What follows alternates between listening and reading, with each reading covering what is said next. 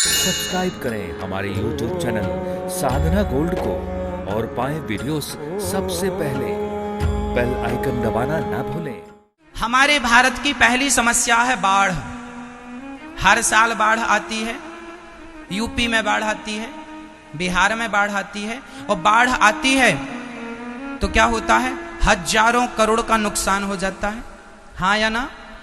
भारत की समस्या बाढ़ है या नहीं?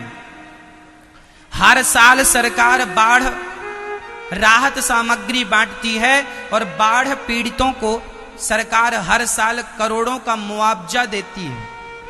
हाँ या ना? हजारों करोड़ का। हाँ या बात समझ में आए तो हाँ बोलते जाना, नहीं आए तो ना बोलते जाना। हजारों करोड़ का मुआवजा हर वर्ष सरकार बांटती है बाढ़ पीड़ितों के लिए। हाँ या ना? बांटती है। आज मैं आपको ऐसी समस्या का समाधान दूंगा। समस्या भारत में है बाढ़ की, आज मैं समाधान देता हूं। मेरे हिसाब से चले कोई तो बाढ़ ही ना आवे। 1000 करोड़ तो बाढ़ से नुकसान हो गया, किसानों की फसल बर्बाद हो गई। फिर 1000 करोड़ सरकार ने मुआवजा दिया, 2000 करोड़ का नुकसान हुआ। कम से कम 2000, नहीं तो हम 10,000 करोड़ भी कहें तो अतिशयोक्ति नहीं। हाँ या ना? हम एक टारगेट लेके चल रहे हैं, मोटा मोटा 1000 करोड़। 1000 करोड़ की फसल बर्बाद होगी बाढ़ से, 1000 करोड़ सरकार ने मुआवजा दे दिया, 2000 करोड़ बर्बाद हो गए। समाधान क्या हुआ? कुछ नहीं, कुछ नहीं। आइए हम ऐसा समाधान देते हैं, बाढ़ ही नहीं आएगी। चलो, जिन नदियों में ज्यादा बाढ़ आती है, ब्रह्मपुत्र नदी वो है, यमुना नदी वो है, गंगा नदी वो है। गंगा, यमुना और बड़ी बड़ी जो नदियां हैं, ब्रह्मपुत्र इत्यादि नदियों में बाढ़ ज्यादा होने से सारा काम बिगड़ जाता है, घर घर में पानी घुस जाता है। अब सरकार को क्या योजना बनानी चाहिए कि बाढ़ ही ना आए, इस पर काम करना चाहिए। भारत में बाढ़ें आती हैं, ये तो समस्या हो गई।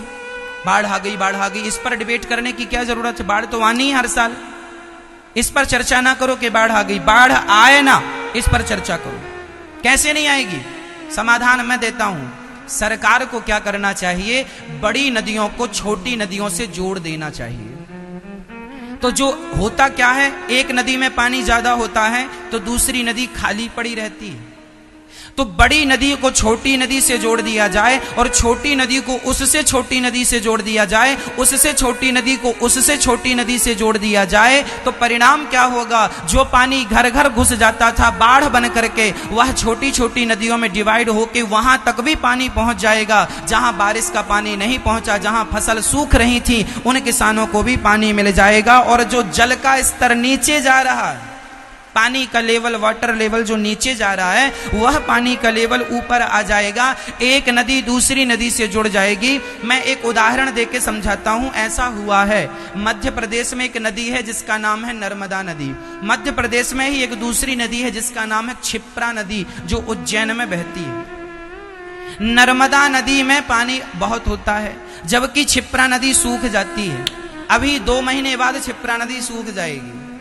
तो सरकार ने क्या किया कि नर्मदा नदी का पानी क्षिप्रा में डाल दिया। तो क्षिप्रा नदी में पानी भर गया तो क्या हुआ, जो क्षिप्रा नदी के किनारे के लाखों किसान थे जिनकी नुकसान हो जाती थी, खेती नुकसान लॉस हो जाता था, वह पानी के मिल जाने से उनकी फसल बर्बाद होने से बच गई और वह भी धन धान्य से संपन्न हो गए। अरे भाई, नदी का पानी आखिर बहकर जाता कहाँ है? समुद्र में जाके खारा हो जाता है, कोई अर्थ तो है नहीं। यदि वह पानी बचा लिया जाए, जैसे आज पंजाब में, हरियाणा में सरकारों ने नहरों के द्वारा हर जगह पानी पहुंचा दिया। किसके द्वारा? नहरों के द्वारा। पंजाब में भी पानी की बहुत समस्या थी एक जमाने में, लेकिन नहरों के द्वारा वह समस्या का समाधान हो गया। हाँ या ना? नहरों के द्वारा। उसी तरह नदियों को नदियों से जोड़ दिया जाए तो जो ज्यादा पानी होगा वह डिवाइड हो जाएगा, तो बाढ़ आएगी। तो बाढ़ पर चर्चा करने से कोई फायदा नहीं, समस्या के समाधान पर चर्चा करो। तो बाढ़ ना आए, इसका समाधान ये था, पहला समाधान। भारत की दूसरी समस्या है बेरोजगारी। आज मैं बेरोजगारी को भी चुटकियों में समाप्त कर सकता हूं। मैया जी, बेरोजगारी समाप्त हो सकती है, कोई बड़ी बात नहीं है, बड़ा मुद्दा नहीं है। आज सब चिल्लाते हैं महाराज जी भारत में बेरोजगारी बहुत है, बेरोजगारी। इसलिए बेरोजगारी है क्योंकि भारत में कोई बुद्धि लगाता ही नहीं, दिमाग का प्रयोग ही नहीं है भारत में। भेड़ों की तरह चाल है, एक भेड़ कुआं में गिरता सारे गिर जाते हैं। भारत में समस्याएं हैं, समस्याएं तब तक रहेंगी जब तक समाधान में आपकी दृष्टि नहीं जाएगी। सामने कुआं है तब तक लोग उस कुएं में गिरते रहेंगे जब तक उस कुएं को पुरवा ना दिया जाए, लेवल ना कर दिया जाए। रोड में गड्ढा है तब तक लोग उस गड्ढे में गिरते रहेंगे जब तक उस गड्ढे का समाधान जड़ से ना हो जाए, बढ़िया भर के और रोड बना दी जाए। समाधान समस्याएं हैं, हमें क्या बात करनी है? समस्याओं पर नहीं, हमें तो जोर से बोलो, समस्या पर चर्चा नहीं करनी, हमें तो समाधान में चर्चा करनी है। अच्छा, बेरोजगारी भारत में बहुत है, बताओ इसका समाधान क्या है? मैं 1 वर्ष के अंदर भारत की बेरोजगारी समाप्त करने की ताकत रखता हूं। ना मैं मुख्यमंत्री हूं, ना मैं प्रधानमंत्री हूं, लेकिन मैं भारत की सरकार को कहना चाहता हूं, यदि मेरे इस विचारों पर सहमत हो जाए तो भारत की बेरोजगारी समाप्त हो सकती है। मैं समाधान देता हूं बेरोजगारी पर। ये जो आइडिया है ना, ये आइडिया यदि सरकार को कोई इंजीनियर बताएगा तो करोड़ों रुपए लेगा, पर हम आपको फ्री में आइडिया दे रहे हैं। हाँ, सुनिएगा, आपसे इसलिए कह रहे हैं कि शायद आप तक से ही बात आगे बढ़ जाए।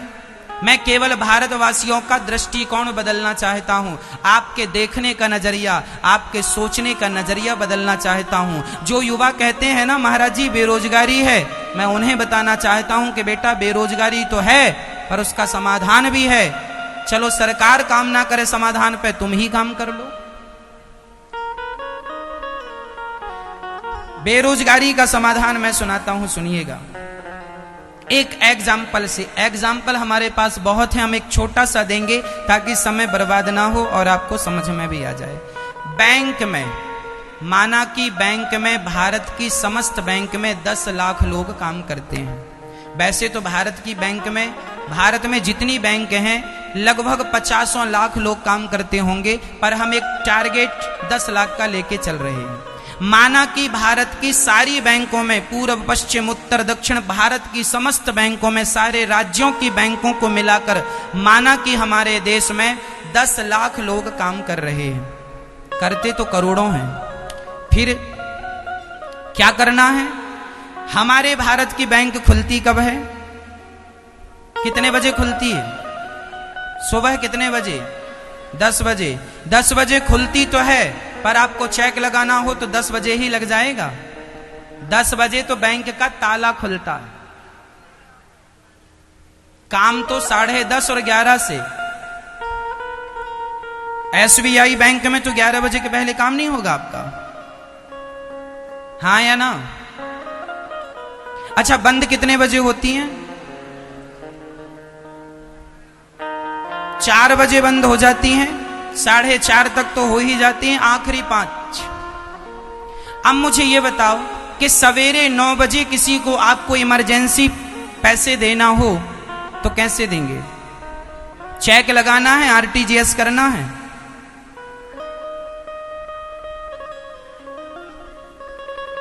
कैसे करेंगे आप बताइए? समाधान यह है, सरकार को चाहिए कि बैंक 10 बजे खुलती है, 5 बजे बंद हो जाती है। सरकार को ऐसा काम करना चाहिए कि सवेरे 8 बजे से बैंक खुल के रात को 8 बजे तक बैंक खुले, और जो एक हिसाब से जो स्टाफ काम करता है वह 2 भागों में डिवाइड हो जाए। कितने भागों में डिवाइड हो जाए? यदि 10 लाख लोग बैंक में काम करते हैं तो 10 लाख लोगों को और बुलाया जाए। 10 लाख लोगों को बुलाकर और 6-6 घंटे की ड्यूटी नियुक्त की जाए, तो आदमी 8 बजे से भी अपना काम कर सकता है। और ये जल्दी नहीं रहेगी कि 5 बजे बैंक बंद हो जाएगी, 8 बजे तक खुली रहेगी। आपको बता दूं, जितनी देर तक बैंक खुली होती है उतनी देर तक सरकार का प्रॉफिट होता है, उतना पैसा सरकार को मिलता है। बैंकों का प्रॉफिट सरकार का प्रॉफिट है, तो जो प्रॉफिट है वह भी मिलेगा। ज्यादा से ज्यादा हम आम पब्लिक को सुविधा हो जाएगी, कभी भी चेक लगा लो। 2 भाग में बैंकें हो जाएंगी, 10 लाख लोग काम कर रहे हैं, 10 लाख लोग और काम करने लग जाएंगे। अमेरिका जापान में 2 शिफ्टों में काम होता है, 6-6 घंटे की 2 शिफ्टें हैं, 12 घंटे काम होता है। हमारे यहाँ सिर्फ 7 घंटे काम होता है और अधिक से अधिक 8 घंटे, उसमें आधा पौन घंटे का लंच भी होता है।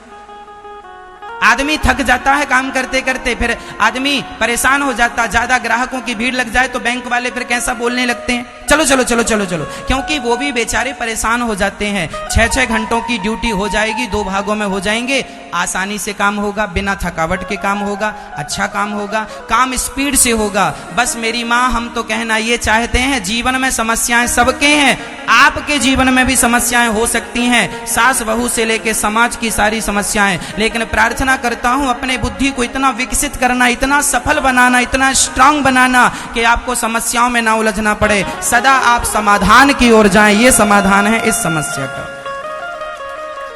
अपने आप को इतना बुद्धिजीवी बनाइए, सोचने की, समझने की, निर्णय लेने की क्षमता आपकी सबसे अधिक होनी चाहिए।